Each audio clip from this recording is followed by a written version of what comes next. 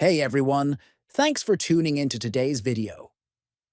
Welcome to another helpful guide, where we show you how to stay in control of your TikTok experience. In this tutorial, you'll learn how to manage comment permissions for your TikTok videos using your Android mobile device, step by step. Let's begin now. Open the TikTok app on your Android phone. Tap the three horizontal lines located in the top right corner of your profile screen. From the menu that appears, tap on Settings and Privacy. Scroll down and tap on Activity Center.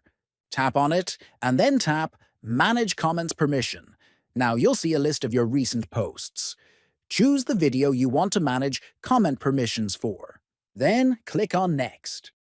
Once selected, you will see two options: Allow comments or Don't allow comments.